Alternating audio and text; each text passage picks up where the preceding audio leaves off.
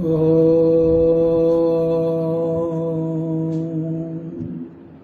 നാരായണായ നമ നാരായണായ നമ നാരായണായ നമ നാരായണ നാരായണ സകല സന്താപനാശക ജഗന്നാഥ വിഷ്ണുഹരി നാരായണായ നമ. എല്ലാ സുഹൃത്തുക്കൾക്കും എന്റെ വിനീതമായ നമസ്കാരം. ശ്രീമദ് ഭാഗവതം ദശമസ്കന്ധ അത് സപ്തതി തമോധ്യായ. ഈ അധ്യായത്തിൽ ഭഗവാന്റെ ദിനചര്യകളാണ് വിവരിക്കുന്നത്. ഭഗവാൻ ബ്രാഹ്മ മുഹൂർത്തത്തിൽ എഴുന്നേറ്റ് മുഖവും കൈകാലുകളും കഴുകി ആത്മാവിനെ ധ്യാനിക്കുന്നു. പിന്നീട് സ്നാനം കഴിച്ച ശേഷം അഗ്നിഹോത്രാദികൾ ചെയ്യുന്നു, ഗായത്രി ജപിക്കുന്നു, സൂര്യ നമസ്കാരം ചെയ്യുന്നു. പിന്നീട് ദേവന്മാരെയും പിതൃക്കളെയും വൃദ്ധന്മാരെയും ബ്രാഹ്മണരെയും പൂജിക്കുന്നു. പിന്നെ എല്ലാ ഭാര്യമാരുടെയും ഗൃഹത്തിൽ ഇരുന്ന് പശുദാനം ചെയ്യുന്നു. എന്നിട്ട് ശരീരം നല്ലവണ്ണം അലങ്കരിച്ച ശേഷം ശ്രേഷ്ഠ പദാർത്ഥങ്ങളെ, അതായത് നെയ്യ്, കണ്ണാടി, പശുക്കൾ, ബ്രാഹ്മണർ, ഉപാസ്യ ദേവത ഇവയെല്ലാം നോക്കിയ ശേഷം ആദ്യം ബ്രാഹ്മണർക്കും പിന്നെ സുഹൃത്തുക്കൾക്കും പിന്നെ പ്രജകൾക്കും പിന്നെ ഭാര്യമാർക്കും മാല, താമ്പൂലം, ചന്ദനം തുടങ്ങിയ മംഗള പദാർത്ഥങ്ങൾ കൊടുത്തതിന് ശേഷം അവസാനം താനും അവ സ്വീകരിച്ചു വരുന്നു. ഭക്ഷണം കഴിച്ചതിന് ശേഷം ഉദ്ധവരോടും സാത്വികയോടും കൂടി തേരിൽ കയറി സുധർമ്മ എന്ന മഹാസഭയിൽ പ്രവേശിക്കുന്നു. അവിടെ ഭഗവാന് ചുറ്റും യദുശ്രേഷ്ഠന്മാർ ഇരുന്ന് അവർ നേരം പോക്കുകൾ കൊണ്ടും നൃത്തങ്ങൾ കൊണ്ടും ഭഗവാനെ സന്തോഷിപ്പിക്കുന്നു. ബ്രാഹ്മണർ ആശീർവാദം പുരസ്സരം വേദമന്ത്രങ്ങൾ ഉച്ചരിക്കുന്നു. ചിലർ പുണ്യകർമ്മങ്ങൾ ചെയ്ത രാജാക്കന്മാരുടെ കഥകൾ പറയുന്നു. അങ്ങനെ എല്ലാ ദിവസവും രാജസദസ് കൂടും. ഒരു ദിവസം രാജസദസ് കൂടിക്കൊണ്ടിരിക്കുമ്പോൾ അവിടെ ജരാസന്ധൻ ബന്ധിച്ചിരുന്ന രാജാക്കന്മാരുടെ ഒരു ദൂതൻ എത്തി. ഇത്രയും ഭാഗമാണ് ഇന്ന് നമുക്ക് ചർച്ച ചെയ്യേണ്ടത്. ഓം നമോ ഭഗവതേ വാസുദേവായ. ശ്ലോകം 1. ശ്രീശുകവാച അഥ ഉഷസ്യ ഉപവൃത്തായാം കുക്കുടാൻ കൂജദോഷപൻ ഗൃഹീത കണ്ഡ്യപതിഭിർ മാധവ്യോ വിരഹാതുരാഹ. അഥ ഉഷസി ഉപവൃത്തായ. അഥ അനന്തരം ഉഷസി രാവിലെ ഉപവൃത്തായ സമീപിച്ചപ്പോൾ, അതായത് പ്രാതകാലം ആയി, ബ്രാഹ്മമുഹൂർത്തത്തില് കോഴികളുടെ കൂജനം കേട്ട് പതിഭി ഭർത്താക്കന്മാരാൽ ഗൃഹീത കണ്ഡ്യ ഗ്രഹിക്കപ്പെട്ട കണ്ഠത്തോട് കൂടിയവരും വിരഹാതുര വിരഹത്തെ ആലോചിച്ച് ദുഃഖിക്കുന്നവരുമായ മാധവ്യ മാധവന്റെ പത്നിമാർ കൂജത കൂകുന്ന കുക്കുടാൻ കോഴികളെ അപശപൻ അശപൻ അശപൻ എന്ന് വെച്ചാൽ ശപിച്ചു എന്നാണ്. അതായത് ഭഗവാൻ എന്നും ബ്രാഹ്മ മുഹൂർത്തത്തിൽ എണീക്കും. ഇപ്പൊ കോഴികളുടെ കൂകൽ കേട്ടാണ് എണീക്കുന്നത്. അപ്പോൾ മാധവന്റെ ഭാര്യമാർക്ക് അതിഷ്ടമല്ല. കാരണം ഭഗവാൻ കുറെ നേരം കൂടെ അവരുടെ അടുത്ത് കിടക്കണമെന്നാണ് അവർക്ക് ആഗ്രഹം. അപ്പൊ അതുകൊണ്ട് അവർ വിരഹദുഃഖം മൂലം അവരെന്ത് ചെയ്യുന്നു? അവർ ഈ കോഴികളെ തന്നെ ശപിക്കും. അതായത് ഈ കോഴികള് കൂകാതിരുന്ന കുറെ നേരം കൂടി തങ്ങളുടെ അരികത്ത് ഭഗവാൻ കാണുമല്ലോ എന്ന് വിചാരിച്ച് അവർ ഈ കോഴികളെ തന്നെ ശപിക്കും. അതാണ് കൂജത കൂകുന്ന കുക്കുടാൻ കോഴികളെ അശപൻ ശപിച്ചു. കോഴികൾ കൂകിയതുകൊണ്ടാണല്ലോ ഭഗവാൻ എണീറ്റ് പോയത്. അപ്പോൾ സാധാരണ എല്ലായിടത്തും അങ്ങനെയാണ് അല്ലേ? ഭാര്യയും ഭർത്താക്കന്മാരും ചേർത്ത് കിടക്കുമ്പോൾ ഭർത്താവ് എണീറ്റ് പോകുമ്പോൾ ഭാര്യയ്ക്ക് അല്പ ദുഃഖമുണ്ടാകും. പക്ഷെ ഇവിടെയാണെങ്കിലോ സാക്ഷാൽ പരബ്രഹ്മമാണ് അടുത്ത് കിടക്കുന്നത്. അപ്പോൾ പിന്നെ അവരുടെ കാര്യം പറയേണ്ടതുണ്ടോ? ശ്രീശുകവാച അതോഷസുപവൃത്തായ കുക്കുടാൻ കൂജദോഷവൻ ഗൃഹീത കണ്ഡ്യപതിഭീർ മാധവ്യോ വിരഹാതുരാഹ. ശ്ലോകം 2. വയാംസ്യ അരൂരുവൻ കൃഷ്ണം ബോധയന്തീവ ബന്ധിനഃ ഗായസ്വ അളീഷു അനിദ്രാണി മന്ദാരവനവായുഭിः. വയാംസി അരൂരുവൻ കൃഷ്ണം ബോധയന്തി ഇവ ബന്ധിനഃ ഗായത്സു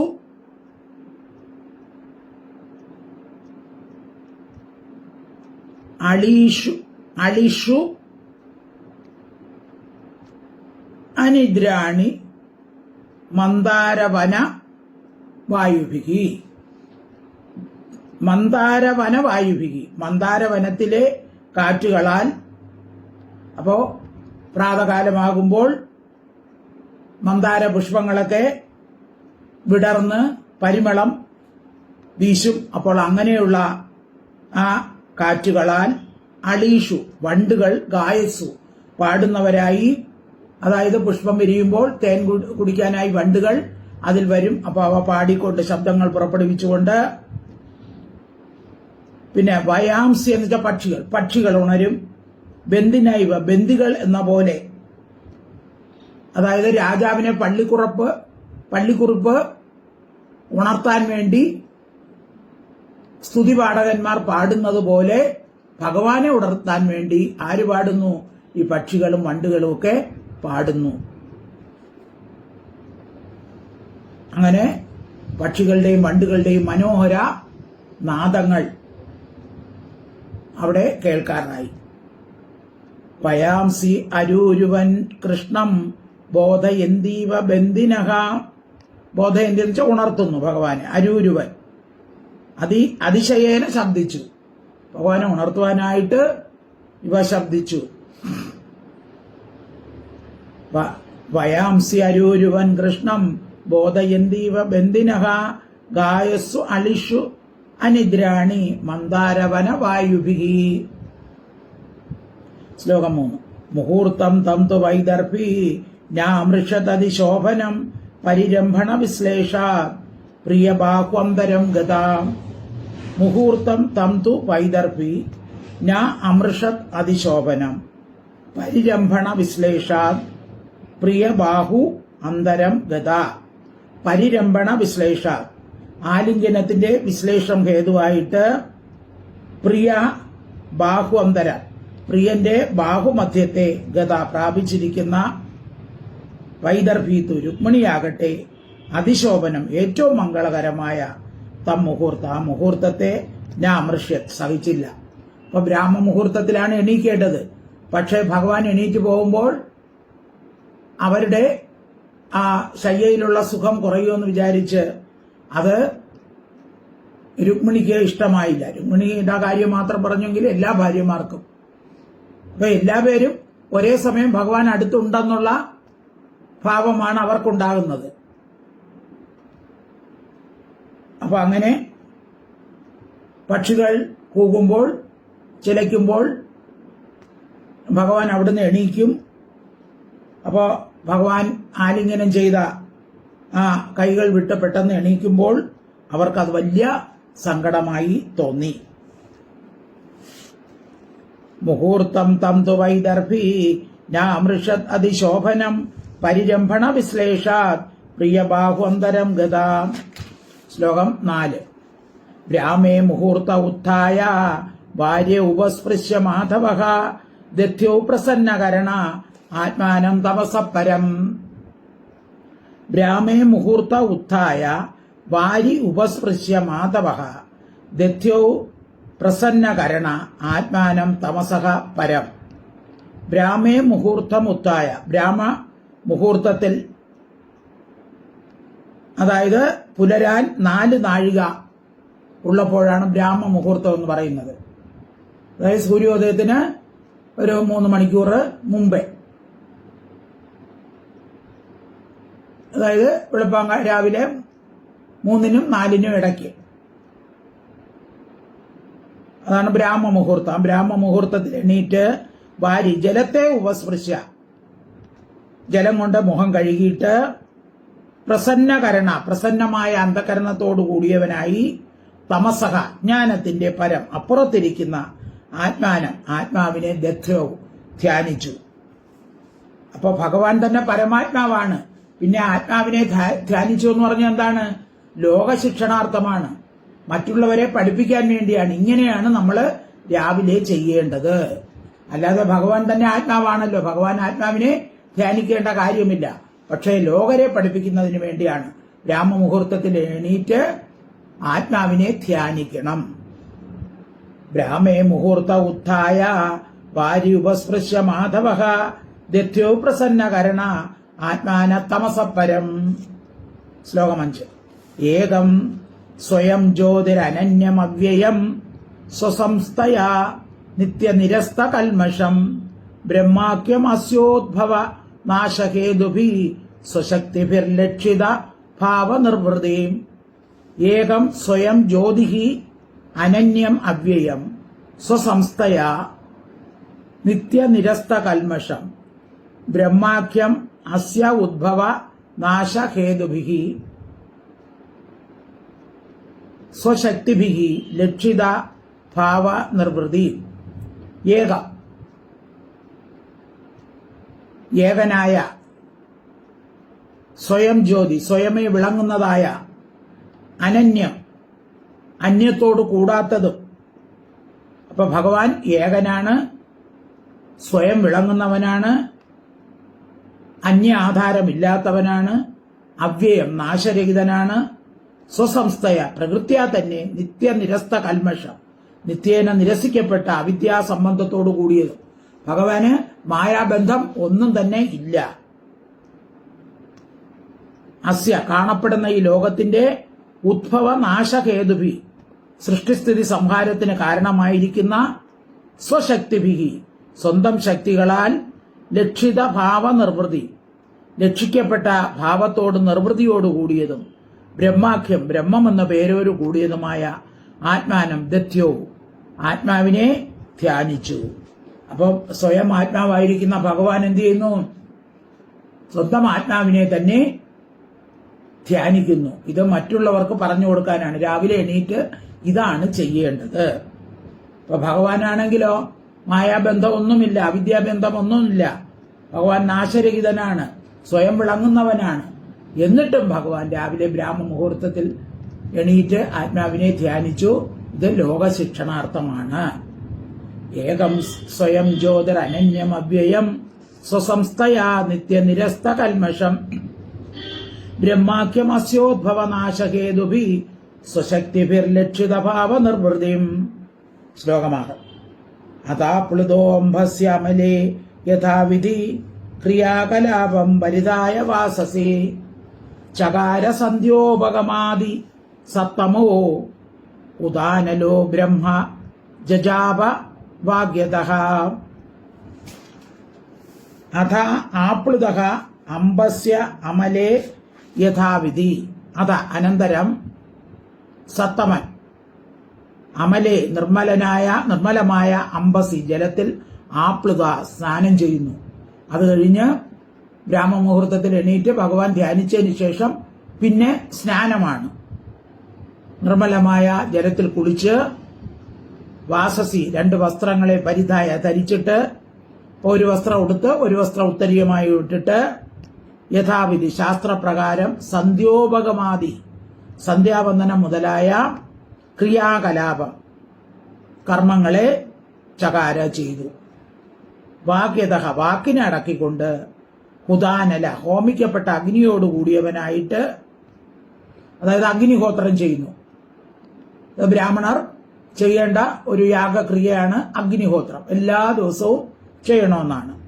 അപ്പൊ അത് കഴിഞ്ഞ് അഗ്നിഹോത്രം ചെയ്യുന്നവനായി ബ്രഹ്മം എന്ന് വെച്ചാൽ ഇവിടെ ഗായത്രിയെ ജപിച്ചു. അപ്പൊ അഗ്നിഹോത്രം ചെയ്ത് ഗായത്രി ജപിച്ചു. അപ്പൊ ബ്രാഹ്മമുഹൂർത്തത്തിൽ എഴുതിച്ച് ആദ്യം ധ്യാനിച്ചു, അതിനുശേഷം നന്നായി കുളിച്ച് വസ്ത്രം ധരിച്ചിട്ട് സന്ധ്യാവന്ദനം ചെയ്തു. അത് കഴിഞ്ഞ് അഗ്നിഹോത്രം ചെയ്തു, ഗായത്രി ജപിച്ചു.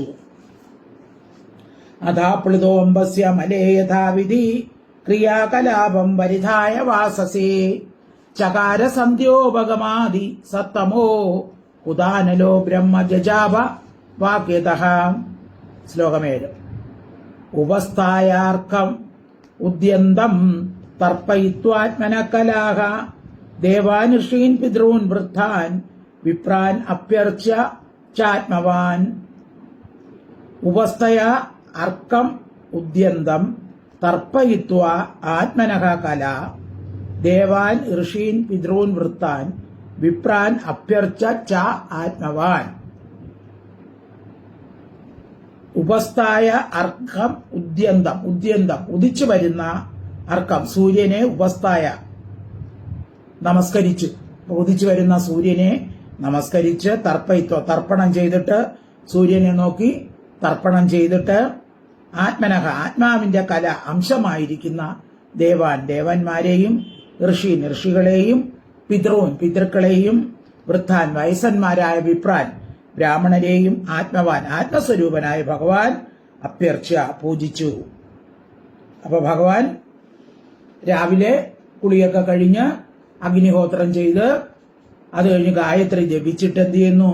സൂര്യനെ നോക്കി പ്രാർത്ഥിക്കുന്നു. എന്താണ്? സന്താപനാശകരായ നമോ നമ, അന്ധകാരാന്തകരായ നമോ നമ, ചിന്താമണി ചിദാനന്ദായ തേ നമ, നീകാരനാശകരായ നമോ നമ എന്ന് ആ സൂര്യനെ നോക്കി ജപിച്ചിട്ട് ആദിത്യ മന്ത്രം ജപിച്ചിട്ട് അർഘ്യം കൊടുത്തിട്ട് തന്റെ അംശഭൂതന്മാരായ ദേവന്മാരെയും ബ്രാഹ്മണരെയും പിതൃക്കളെയും എല്ലാം യഥാവിധി പൂജിച്ചു.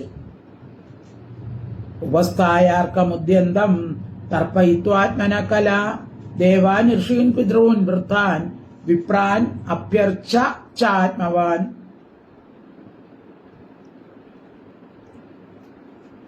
അടുത്ത് എന്ത് ചെയ്യുമെന്നാണ് ശ്ലോകം 8-9. തേനൂനാം രുക്മശൃംഗീണാം സാധൂനാം മൗക്തികസ്വജാം പയസിനീനാം വൃഷ്ടീനാം സവത്സാനാം സുവാസസാം ദദൗ രൂപ്യ കുരാഗ്രാണാം ക്ഷൗമാജിനതിലൈസഹ അലങ്കൃതേഭ്യോ വിപ്രേഭ്യോ ബദ്ധ്വം ബദ്ധ്വം ദിനേ ദിനേ. ധേനൂനാം രുക്മശൃംഗീണാം സാധീനാം മൗക്തികസ്രജാം പയസ്സിനീനാം വൃഷ്ടീനാം സവത്സാനാം സുവാസസാം. രുക്മശൃംഗീണാം സ്വർണം കെട്ടിയ കൊമ്പുകളോട് കൂടിയവയും സാധീനാം സത്സ്വഭാവമുള്ളവയും മൗക്തികസ്രജ മുത്തുമാലകളോട് കൂടിയവയും പയസീനാം അധികം പാലുകളുള്ളവയും ഗൃഷ്ടീനാം കടിഞ്ഞൂൺ പ്രസവിച്ചവയും സവത്സാനാം കുട്ടുകളോട് കൂടിയവയും സുവാസസാം ശോഭന വസ്ത്രങ്ങളോട് കൂടിയവയും.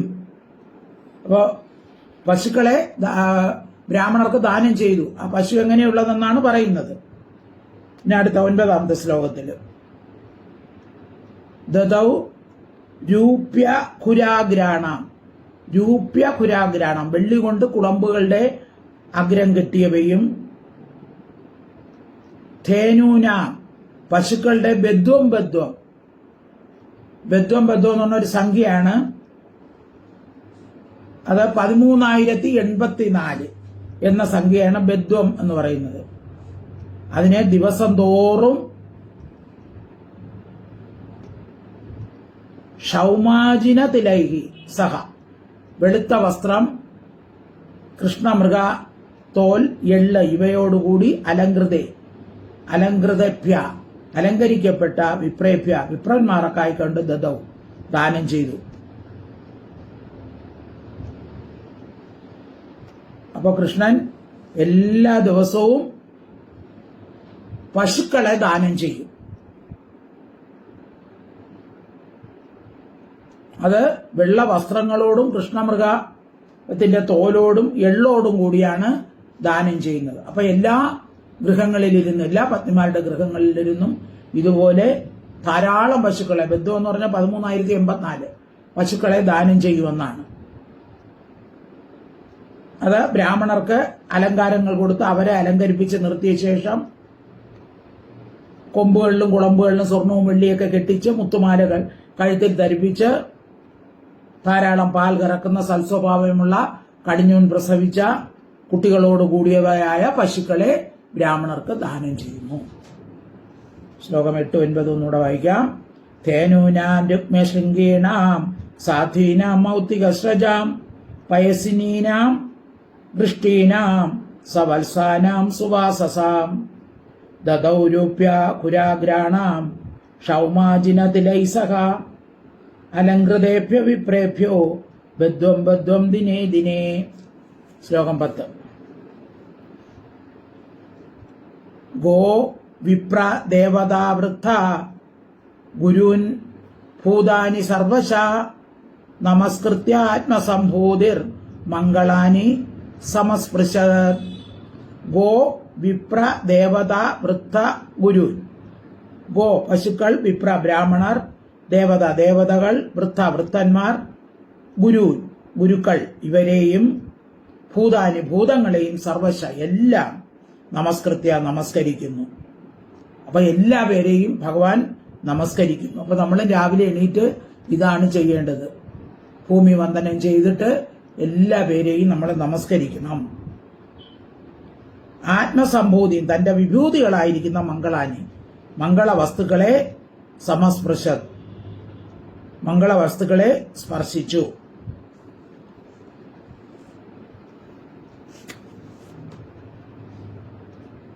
അതായത് കാമധേനു തുടങ്ങിയ പശുക്കളെയൊക്കെ രാവിലെ തൊടുന്നത് നല്ലതാണ്. അപ്പൊ അങ്ങനെ മംഗള വസ്തുക്കളെ ഭഗവാൻ തൊട്ടു, സ്പർശിച്ചു. അല്ലെങ്കിൽ അവരെ പശുക്കളെ എല്ലാം നേരത്തെ പശുക്കളെ വന്ദിച്ചു എന്ന് പറഞ്ഞു. അത് കഴിഞ്ഞ് മംഗള പദാർത്ഥങ്ങളെ വന്ദിക്കുന്നു. ഗോ വിപ്ര ദേവതാ വൃദ്ധ ഗുരുൻ ഭൂതാനി സർവശ നമസ്കൃത്യ ആത്മസംബോധിർ മംഗളാനി സമസ്പൃശത്. ശ്ലോകം 11. ആത്മാനം ഭൂഷയാമാസ നരലോക വിഭൂഷണം വാസോഭിർഭൂഷണൈർസീയൈ ദിവ്യശ്രത് അനുലേപനൈഹി.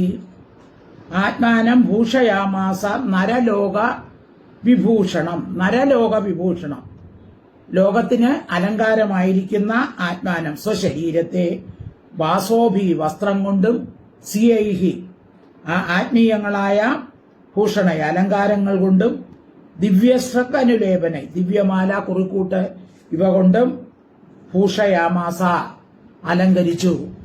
അപ്പൊ അതിനുശേഷം ഭഗവാൻ എന്ത് ചെയ്യും? സ്വന്തമായിട്ടുള്ള അലങ്കാരമാണ്.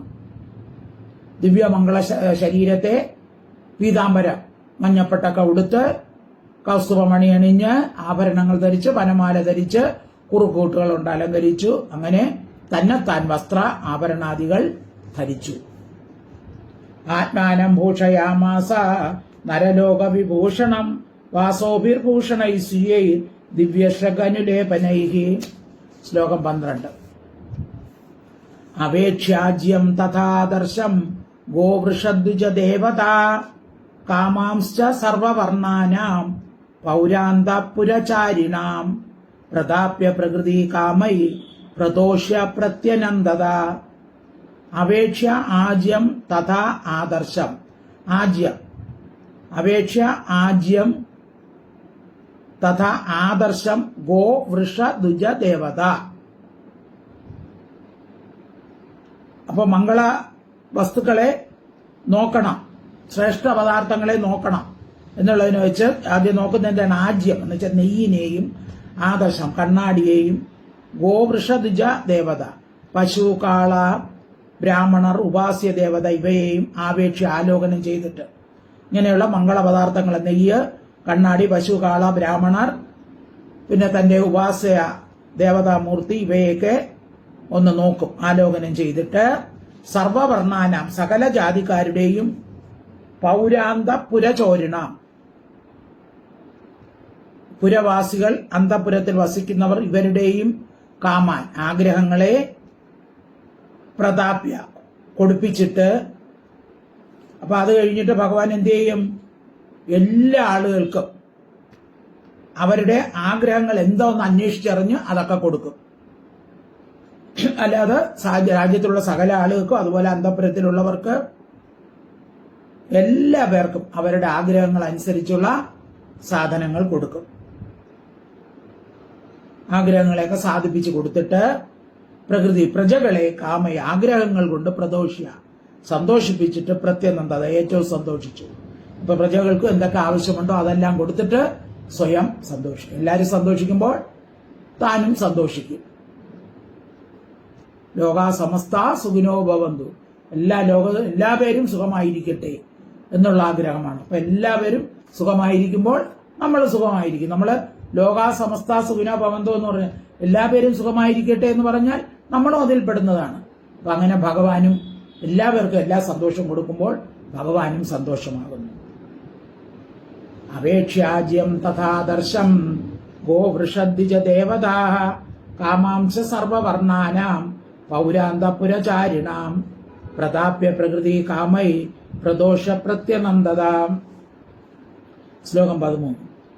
സംവിഭജ്യാഗ്രതോ വിപ്രാൻ ശ്രക്താംബൂല അനുലേപനൈഃ സുഹൃത പ്രകൃതിർ ദാരാൻ ഉപായുങ്ത തതസ്വയം. സംവിഭജ്യ അഗ്രതഃ വിപ്രാൻ ശ്രക്താംബൂല അനുലേപനൈ. അഗ്രത ഒന്നാമതായിട്ട് വിപ്രാൻ ബ്രാഹ്മണരെയും സുഹൃത്തുക്കളെ പ്രകൃതിയും പ്രജകളെ ദാരാൻ അന്തഃപുര സ്ത്രീകളെ അവർക്കെല്ലാം ഷ്രഗ് മാല താംബൂലം അനുലേപന ചന്ദന എന്നിവ കൊണ്ട് സംവിഭജ്യ സമ്യക്കാവുമെണ്ണം വിഭാഗിച്ചിട്ട്, അതായത് അവർക്കെല്ലാം ഇതെല്ലാം വിഭജിച്ചു കൊടുത്ത ശേഷം അതഹ പിന്നെ സ്വയം താനും ഉപായുന്ത ഉപയോഗിച്ചു. അപ്പൊ ബ്രാഹ്മണർക്ക് സുഹൃത്തുക്കൾക്ക് പ്രജകൾക്ക് ഭാര്യമാർക്ക് എല്ലാം മാല താംബൂലം ചന്ദന എല്ലാ പദാർത്ഥങ്ങൾ വിഭജിച്ചു കൊടുത്തതിന് ശേഷം അവസാനം താനും അവ സ്വീകരിക്കുന്നു. എല്ലാവരെയും തൃപ്തിപ്പെടുത്തിയതിനു ശേഷം മാത്രമേ ഗൃഹനാഥൻ സ്വീകരിക്കാവൂ എന്ന തത്വം ലോകരെ അറിയിക്കാൻ വേണ്ടിയാണ് ഭഗവാൻ ഇത് ചെയ്യുന്നത്. അത് എഴുതിച്ചുടനെ നമ്മുടെ കാര്യമല്ല, എല്ലാവരുടെയും എല്ലാ കാര്യങ്ങളും. ഒരു കുടുംബനാഥൻ രാവിലെ എണീറ്റാൽ ആദ്യം ധ്യാനം ഇതൊക്കെ ചെയ്ത് വന്ദനം എല്ലാം ചെയ്തിട്ട് പിന്നെ വീട്ടിലുള്ളവരുടെ എല്ലാ ആഗ്രഹങ്ങളും സാധിപ്പിച്ചു കൊടുക്കണം. അവരുടെ കാര്യങ്ങൾ കണ്ടറിഞ്ഞ് ചെയ്യണം. എന്നിട്ട് മാത്രമേ തന്റെ കാര്യത്തിൽ നിവൃത്തി വരുത്താവൂ. സംവിഭജ്യാഗ്രതോ വിപ്രാൻ ശക്താംബൂലാനുലേപനൈഃ സുഹൃത പ്രകൃതിൻ ദാരാൻ ഉപായുങ്ത തതസ്വയം. ശ്ലോകം 14. താവത്സൂത ഉപാനീയ ചന്ദനം പരമാത്ഭുതം സുഗ്രീവാദൈർഹയൈർയുക്തം പ്രണമ്യാവസ്ഥിതോഗ്രതഃ.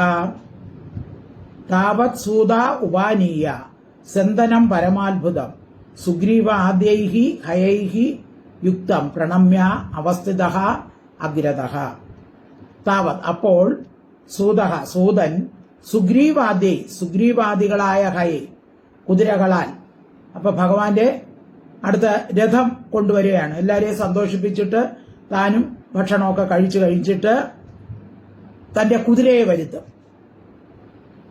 കുതിരയില് 4 കുതിരകളുണ്ട്. സുഗ്രീവൻ എന്ന് പറഞ്ഞ ഒരു കുതിരയാണ്. ശൈബ്യം, സുഗ്രീവം, മേഘപുഷ്പം, വലാഹം, ഇതാണ് 4 കുതിരകളുടെ പേര്. ശൈബ്യം, സുഗ്രീവം, മേഘപുഷ്പം, വലാഹം. അപ്പൊ കുതിരകളാൽ യോജിപ്പിക്കപ്പെട്ട പരമാത്ഭുത ഏറ്റവും ആശ്ചര്യമായ ചന്ദനം തേരിനെ ഉപാനീയ സമീപത്തിൽ കൊണ്ടുവന്ന്, അപ്പൊ ഇത്രയും കാര്യങ്ങൾ കഴിയുമ്പോൾ തേരാളി തേര് കൊണ്ടുവന്ന് നിർത്തും. അത് 4 കുതിരകളെ പൂട്ടിയ തേരാണ്. പ്രണമ്യ നമസ്കരിച്ചിട്ട് അഗ്രത മുൻപിൽ അവസ്ഥിത നിന്നു. അപ്പൊ ഉടനെ തന്നെ ഇതൊക്കെ ചെയ്തു കഴിയുമ്പോൾ തേരാളി 4 കുതിരകളെ പൂട്ടിയ തേര് കൊണ്ടുവന്ന് നിർത്തിയിട്ട് ഭഗവാനെ നമസ്കരിച്ചു നിന്നു. താവത്സൂത ഉപാനീയ ചന്ദനം പരമാത്ഭുതം സുഗ്രീവാദൈർഹയൈർയുക്തം പ്രണമ്യാവസ്ഥിതോഗ്രത. ശ്ലോകം 15. ഗൃഹീത്വാ പാണിനാ പാണി സാരഥേ തം ആരുഹ സാത്യകി ഉദ്ധവ സംയുക്ത പൂർവാദ്രിം ഇവ ഭാസ്കരഃ ഗൃഹീത്വ പാണിനാ പാണി സാരഥേ, സാരഥിയുടെ പാണി, കൈകളെ പാണിന, കൈകൊണ്ട് ഗൃഹീത്വ പിടിച്ചു. അപ്പൊ അവിടെ ചെന്ന് സൂതന്റെ തേരാളിയുടെ കൈയൊക്കെ പിടിച്ച് ക്ഷേക്കന്റെ ഒക്കെ കൊടുത്ത് അത് അനന്തരം സാത്തകി ഉദ്ധവ സംയുക്ത, സാത്തകിയോടും ഉദ്ധവനോടും കൂടി, സാത്തകി എന്ന് പറയുന്നത് ഒരു നല്ല യോദ്ധാവാണ്, ഒരു കൃഷ്ണഭക്തനാണ്, അർജുനന്റെ ശിഷ്യനുമാണ് സാത്വികി. സാത്വികിയും ഉദ്ധവനോടുകൂടി, ഉദ്ധവൻ അറിയാലോ ഭഗവാന്റെ അടുത്ത കൂട്ടുകാരനാണ്, മന്ത്രിയാണ്, ബുദ്ധിസത്തമനാണ് ഉദ്ധവൻ. ഭാസ്കര, സൂര്യൻ പൂർവാദ്രീമിവ, സൂര്യൻ ഉദിച്ച് ഉയരുന്നത് പോലെ, ഉദയപർവ്വതത്തിൽ ഉദിച്ച് ഉയരുന്ന പോലെ, തം അതിനെ തേരിനെ ആരുഹത് കരേറി. അപ്പൊ സൂര്യൻ ഉദിച്ച് ഉയരുമ്പോൾ എത്ര ഭംഗിയുണ്ടോ അതുപോലെയാണ് ഭഗവാൻ ആ തേരിൽ കയറിയപ്പോൾ തോന്നിയത്. ഉദയപർവ്വതം പോലെ അത്യുന്നതമായ തേരിൽ കയറിയിരുന്നു. ഗൃഹീത്വാ പാണിനാ പാണി സാരഥേ ആരുഹത് സാത്യകി ഉദ്ധവ സംയുക്ത പൂർവാദ്രിമിവ ഭാസ്കരഃ. ശ്ലോകം 16. ഈക്ഷിതേ അന്തഃപുര സ്ത്രീണാം സവ്രീഡ പ്രേമ വീക്ഷിതൈഃ കൃച്ഛ്രാത് വിസൃഷ്ടോ നിരഗാത് ജാതഹാസോ ഹരന്മനഃ. ഈക്ഷിതഃ അന്തഃപുര സ്ത്രീണാം, അന്തഃപുര സ്ത്രീകളുടെ സവ്രീഡ പ്രേമ വീക്ഷിതൈഃ, ലജ്ജയോടും പ്രേമത്തോടുമുള്ള നോട്ടത്താൽ, ഈക്ഷിത നോക്കപ്പെട്ടവനായി, കൃച്ഛ്രാത് പ്രയാസപ്പെട്ട്, വിസൃഷ്ട വിസർജിക്കപ്പെട്ടവനായി. അതായത് ഭഗവാൻ തേരിൽ കരയേറുമ്പോൾ ഇത് കാണാനായി അന്തഃപുര സ്ത്രീകൾ വന്ന് നിരന്നു നിൽക്കും. അവരൊക്കെ ലജ്ജയോടും അതിപ്രേമത്തോടും കൂടി കടക്കണ്ണുകൊണ്ടുള്ള നോക്കുന്ന ആ നോട്ടം, അതിനെ ആദരിച്ച് ഭഗവാൻ കുറെ അവിടെ നിന്നു. അപ്പോൾ അവർ കണ്ണുകൾ കൊണ്ട് തന്നെ പോകാനായിട്ടുള്ള അനുവാദം കൊടുക്കുകയാണ്. ജാതഹാസ പുഞ്ചിരിക്കുന്നവനായി, മനഃ മനസ്സിനെ ഹരിക്കുന്നവനായിട്ട് നിർഗമിച്ചു. അപ്പോ സ്ത്രീകൾ വളരെ പ്രയാസപ്പെട്ടായിരുന്നാലും ഒന്ന് ലജ്ജയോടുകൂടി നിന്ന് ഭഗവാനെ നോക്കിയിട്ട് കണ്ണുകൾ കൊണ്ട് പോകാൻ അനുവാദം കൊടുക്കും. അത് കണ്ടപ്പോൾ പേരിലുള്ള സ്നേഹത്തെ വെളിപ്പെടുത്തി ഭഗവാൻ പുഞ്ചിരി തൂകിക്കൊണ്ട് അവരുടെ മനസ്സിനെ അപഹരിച്ചുകൊണ്ട് തേരിൽ മെല്ലെ സഞ്ചരിച്ചു. ഈക്ഷിതോ അന്തഃപുര സ്ത്രീണാം സവ്രീഡ പ്രേമ വീക്ഷിതൈഃ കൃച്ഛ്രാത് വിസൃഷ്ടോ നിരഗാത് ജാതഹാസോ ഹരന്മനഃ. ശ്ലോകം 17.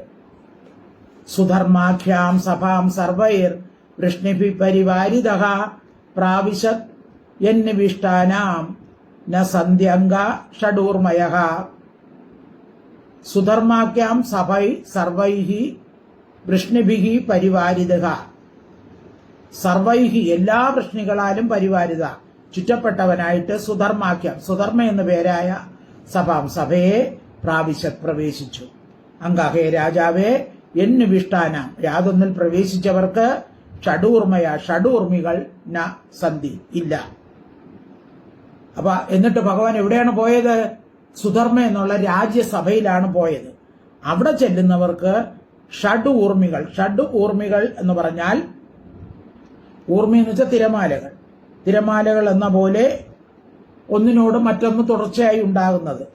അതായത് കാമ, ക്രോധ, മോഹ, ലോഭ, മതമാത്സര്യം ഇവയെന്ന് പറയാം. അല്ലെങ്കിൽ പ്രാണധർമ്മങ്ങളായ വിശപ്പ്, ദാഹം, മനസ്സിന്റെ ധർമ്മങ്ങളായ ശോകം, മോഹം, ശരീരധർമ്മമായ ജര, മരണം, ഇങ്ങനെയുള്ള 6 ധർമ്മങ്ങളും ആ സഭാവാസികളെ ബാധിക്കുകയില്ല. അതാണ് ഷഡൂർമികൾ എന്ന് പറയുന്നത്.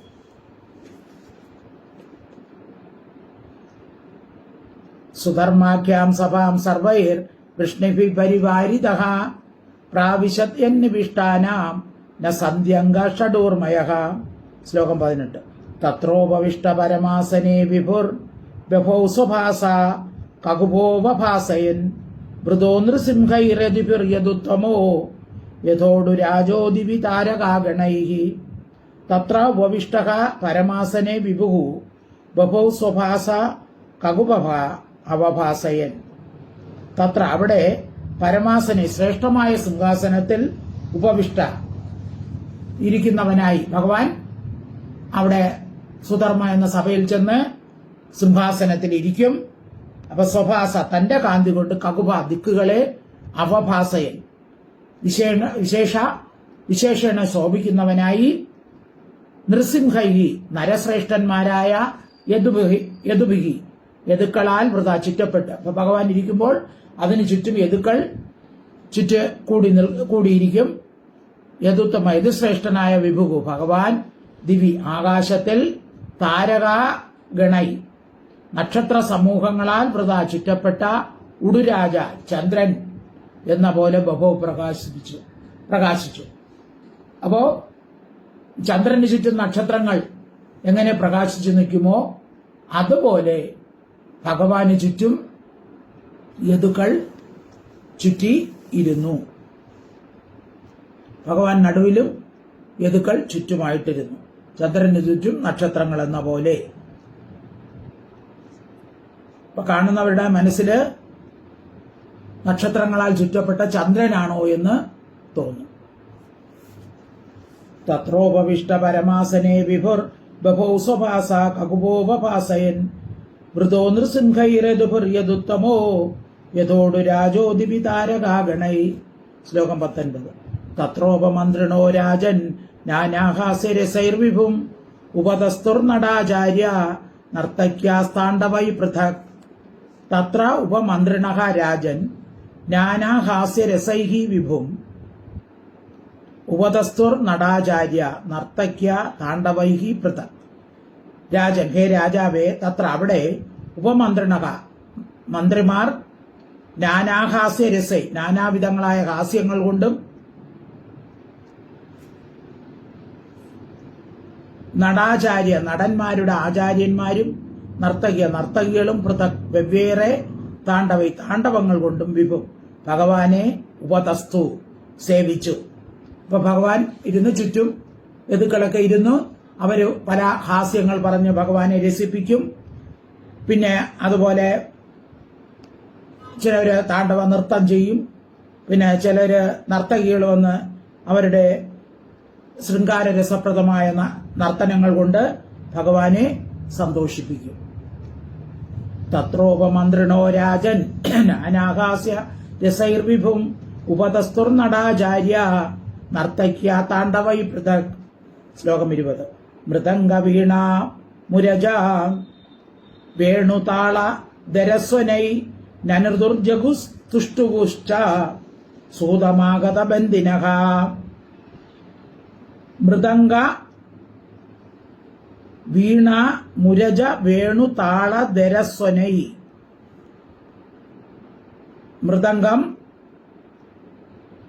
വീണ, മുരജം, വേണു, താളം, ശംഖം, ദര എന്ന് വെച്ചാൽ ശംഖ മുതലായ വാദ്യങ്ങൾ കൊണ്ട് അവരെന്ത് ചെയ്യും? നനുർദൂർ നർത്തനം ചെയ്തു, ജഗുഹു പാടി, തുഷ്ടുവു സ്തുതിച്ചു. ആരാണ്? സൂതമാഗത വന്ദിനക. സൂതന്മാർ, മാഗതന്മാർ, വന്ദികൾ ഇങ്ങനെയുള്ളവർ വാദ്യഘോഷങ്ങളൊക്കെ മുഴക്കി ഭഗവാന്റെ മുമ്പേ നൃത്തം ചെയ്യുക, പാടുക, സ്തുതിക്കുക മുതലായവ ചെയ്ത് ഭഗവാനെ സേവിച്ചു. മൃദംഗ വീണ മുരജ വേണുതാള ദരസ്വനൈ നനുർജഗു സുഷ്ടുവുശ്ച സൂതമാഗത ബന്ധിനഃ. ശ്ലോകം 21. തത്രാഹുർബ്രാഹ്മണ കേചിത് ആസീന ബ്രഹ്മവാദിനഃ പൂർവേഷാം പുണ്യേശസാം രാജ്ഞാം ച അകഥയൻ കഥാഃ. തത്ര ആഹുഹു ബ്രാഹ്മണ കേചിത് ആസീന ബ്രഹ്മവാദിനഃ പൂർവേഷാം പുണ്യയശസാം രാജ്ഞാം ച അകഥയൻ കഥ. തത്ര അവിടെ ആസീന ഇരിക്കുന്ന കേചിത് ബ്രാഹ്മണ ചില ബ്രാഹ്മണർ ബ്രഹ്മ മന്ത്രത്തെ ആഹു പറഞ്ഞു. ബ്രാഹ്മണർ ചിലർ ആശീർവാദ പുരസരം വേദമന്ത്രങ്ങൾ ഉച്ചരിച്ചു. വാദിനഹ സഭയിൽ വാദിക്കാൻ സമർത്ഥരായവർ പുണ്യമായ യശസ്സോടുകൂടിയ പൂർവന്മാരായ രാജാക്കന്മാരുടെ കഥകളെ അകഥയൻ പറഞ്ഞു. അപ്പൊ ചിലർ സംസാരിക്കാൻ സമർത്ഥരായവരെന്ത് ചെയ്തു? പുണ്യകർമ്മങ്ങൾ ചെയ്ത ഇവർക്ക് മുമ്പെയുള്ള പൂർവ്വ രാജാക്കന്മാരുടെ കഥകൾ പറഞ്ഞു. തത്രാഹുർ ബ്രാഹ്മണ കേചിത് ആസീന ബ്രഹ്മവാദിനഃ പൂർവേഷാം പുണ്യയശസാം രാജ്ഞാഞ്ച അകഥയൻ കഥാഹ. ശ്ലോകം 22. തത്രൈക പുരുഷോ രാജൻ ആഗതോ അപൂർവദർശനഃ വിജ്ഞാപിതോ ഭഗവതേ പ്രതീഹാരൈ പ്രവേശിതഃ. രാജൻ, ഹേ രാജാവേ, തത്ര ഏകഃ പുരുഷഃ. രാജൻ ആഗതഃ പൂർവദർശനഃ. രാജൻ, ഹേ രാജാവേ, അപൂർവദർശൻ മുമ്പ് കാണാത്തവനായ ഏകക പുരുഷൻ, ഒരു പുരുഷൻ. അപ്പൊ അങ്ങനെ എല്ലാ ദിവസവും ഇതുപോലെ സഭ കൂടും. അപ്പൊ ഒരു ദിവസം ഇങ്ങനെ സഭയില് മുമ്പ് കണ്ടിട്ടില്ലാത്ത ഏകക പുരുഷൻ, ഒരു പുരുഷൻ തത്ര അവിടെ ആഗത വന്നു. പ്രതീഹാരൈ ദ്വാരപാലകന്മാരാൽ ഭഗവാനായിക്കൊണ്ട് വിജ്ഞാപിത അറിയിക്കപ്പെട്ടവനും പ്രവേശിക്കപ്പെട്ടവനുമായി. അപ്പൊ ദ്വാരപാലകർ വന്നു പറഞ്ഞു, ഒരാൾ അങ്ങയെ കാണാൻ വന്നു നിൽക്കുന്നു. ഇപ്പൊ ഭഗവാൻ പറഞ്ഞു വരാൻ പറഞ്ഞു. അങ്ങനെ ഭഗവാനിൽ നിന്ന് അനുജ്ഞ കിട്ടിയ ഒരാൾ, ഭഗവാനെ കാണാൻ അനുവാദം കിട്ടിയ ഒരാൾ, മുമ്പ് കണ്ടിട്ടില്ലാത്ത ഒരാൾ ഒരു ദിവസം സഭ കൂടിക്കൊണ്ടിരുന്നപ്പോൾ സഭയിൽ പ്രവേശിച്ചു. തത്രൈക പുരുഷ രാജൻ ആഗതോ അപൂർവ ദർശനഃ വിജ്ഞാപിത ഭഗവതേ പ്രതിഹാരൈ പ്രവേശിതഃ. ശ്ലോകം 23. സ നമസ്കൃത്യ കൃഷ്ണായ പരേശായ കൃതഞ്ജലിഃ രാജ്ഞാം ആവേദയത് മുഖം ജരാസന്ധ നിരോധജം. ശ്ലോകം 23. സ നമസ്കൃത്യ കൃഷ്ണായ പരേശായ കൃതഞ്ജലിഃ രാജ്ഞാം ആവേദയത് ദുഃഖം ജരാസന്ധ നിരോധജം. സഹ നമസ്കൃത്യ കൃഷ്ണായ പരേശായ കൃതാഞ്ജലിഃ. പരേശായ, പരന്മാർക്കും ഈശ്വരനായ കൃഷ്ണനായിക്കൊണ്ട് നമസ്കരിച്ചിട്ട് ആ രാജസദസ്സിൽ പ്രവേശിച്ച ആ ഇതുവരെ കണ്ടിട്ടില്ലാത്ത അയാൾ എന്ത് ചെയ്തു? കൃഷ്ണനെ നമസ്കരിച്ചിട്ട് കൃതാഞ്ജലി കൈകൂപ്പിക്കൊണ്ട് സഹ അവൻ ജരാസന്ധ നിരോധിതം, ജരാസന്ധൻ തടവിൽ വച്ചിരുന്ന രാജാക്കന്മാരുടെ ദുഃഖത്തെ അറിയിച്ചു. അപ്പൊ അവൻ ആരായിരുന്നു? ജരാസന്ധൻ തടവിൽ പാർപ്പിച്ചിരുന്ന രാജാക്കന്മാരുടെ ദൂതൻ ആയിരുന്നു അവൻ. അപ്പൊ അങ്ങനെ സഭ കൂടിക്കൊണ്ടിരുന്നപ്പോൾ ജരാസന്ധൻ തടവിൽ പാർപ്പിച്ചിരുന്ന രാജാക്കന്മാരുടെ ദൂതനായ ഒരാൾ വന്ന് ഭഗവാനെ നമസ്കരിച്ച് തൊഴുതിട്ട് ആ രാജാക്കന്മാരുടെ ദുഃഖം ഭഗവാനെ അറിയിക്കുന്നു. സ നമസ്കൃത്യ കൃഷ്ണായ പരേശായ കൃതഞ്ജലിഃ രാജ്ഞാം ആവേദയത് ദുഃഖം ജരാസന്ധ നിരോധജം. ബാക്കി ഭാഗം ഒരു ശ്ലോകം കൂടെ പഠിക്കാം. ശ്ലോകം 24. ഏച ദിഗ്വിജയേ തസ്യ സന്നദിംന യയുർനൃപാഃ പ്രഹസ്യരുത്താസ്തേനാസൻ ആയുധേ ദ്വേ ഗിരിവ്രജേ. ഏച ദിഗ്വിജയേ തസ്യ സന്നിധിം ന യയുഹു നൃപാഃ. തസ്യ അവന്റെ ദിഗ്വിജയെ, അതായത് ജരാസന്ധന്റെ ദിഗ്വിജയത്തിൽ നൃപാഹ യാതൊരു രാജാക്കന്മാർ സന്നിധി നമസ്കാരത്തെ നയയു പ്രാപിച്ചില്ലയോ. അപ്പോ ജരാസന്ധൻ ദിഗ്വിജയത്തിന് പോയപ്പോൾ ഏതെല്ലാം രാജാക്കന്മാർ അവനെ കീഴടങ്ങാതിരുന്നുവോ, ജരാസന്ധന് കീഴടങ്ങാതിരുന്നുവോ, ദ്വേ ആയുധേ, ആയുധം എന്ന് വെച്ചാൽ 10,000, ദ്വേ ആയുധം എന്ന് വെച്ചാൽ 20,000 രാജാക്കന്മാർ ഗിരിവ്രജത്തിൽ, അതായത് ഗിരിവ്രജം എന്നു പേരായ ജരാസന്ധന്റെ കോട്ടയിൽ പ്രഹസ്യ ബലാത്കാരേണ തേന അവനാൽ രുദ്ധ നിരോധിക്കപ്പെട്ടവരായി ആസൻ ഭവിച്ചു. അപ്പോൾ ജരാസന്ധൻ ദിഗ്വിജയത്തിന് പോയപ്പോൾ കീഴടങ്ങാതിരുന്ന രാജാക്കന്മാരെ തോൽപ്പിച്ച് കീഴടക്കി കൊണ്ടുവന്ന് ഗിരിവിറജം എന്ന കോട്ടയിൽ അടച്ചു. 20,000 രാജാക്കന്മാരെയും അടച്ചു. അപ്പൊ അവർക്ക് വെളിയിലിറങ്ങാൻ സാധിക്കാതെ അവർ ദുഃഖം അനുഭവിച്ച് അവിടെ കഴിയുകയാണ്. അപ്പോൾ അവർ എങ്ങനെയോ ഒരു ദൂതനെ അവരുടെ ഈ ദയനീയ അവസ്ഥ പറയാൻ വേണ്ടി കൃഷ്ണന്റെ അടുത്തേക്ക് അയച്ച ദൂതനാണ് അവിടെ വന്നത്. ഏച്ച ദിഗ്വിജയേ തസ്യ സന്നിധം നയയുർനൃപ പ്രഹസ്യരുത്താസ്തേനാസൻ ഐതേ ഗിരിവ്രജേ. ഹരി ഓം. സർവത്ര ഗോവിന്ദ നാമ സങ്കീർത്തനം. ഗോവിന്ദ ഹരി ഗോവിന്ദ. ഹരി ഓം തത്സത്. ഹരി ഓം.